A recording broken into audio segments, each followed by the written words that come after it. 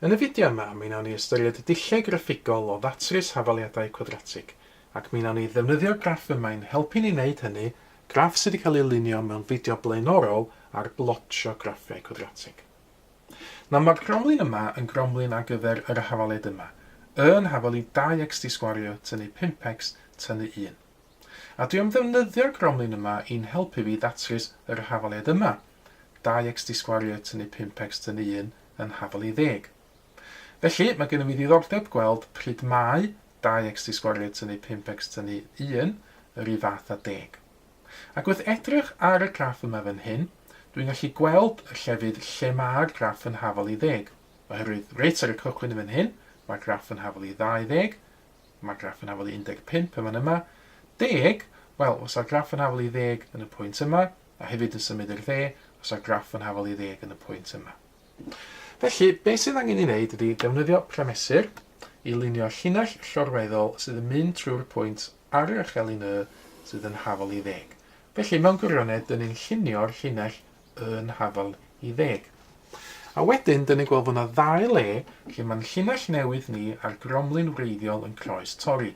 Mae yna un pwynt yn fan hyn, a mae yna bwynt arall yn fan yma.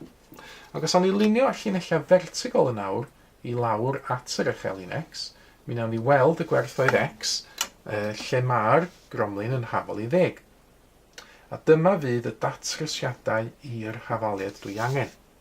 Nawr, y cyntaf fan hyn, mae'r gwerth ar y ychelin X tua minus 1.4, felly mae yna ddatrysiad X yn hafal i minus 1.4 yma, ac hefyd mae yna ail ddatrysiad yn fan hyn, ble mae X yn hafal i 3.9. Ac felly, dyma fo'r datrysiadau ar gyfer yr hafaliad 2x di sgwario tynnu 5x tynnu 1 yn hafal i 10. Cyfle nawr iddo chi roi cynnig ar y math yma gwestiwn. Mae yna gromlin newydd wedi ymddangos ar y sgrin, ac mae yna hafaliad ar ben uchaf y sgrin iddo chi geisio ei datrys. Defnyddiwch y graff i geisio ffeindio y ddau ddatrysiad gwahanol sydd ar gael yn hyn.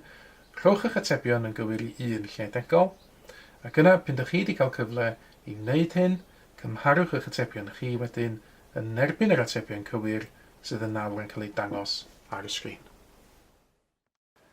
Mae mwy o fideos adolygu ar gael ar ein sianel YouTube Adolygu Mathemateg. Am y newyddion diweddaraf neu holi cwestiwn, dilynwch ein cyfrif trydar @mathemateg. Neu ewch i'n gwefan www.mathemateg.com am fwy o adnoddau adolygu.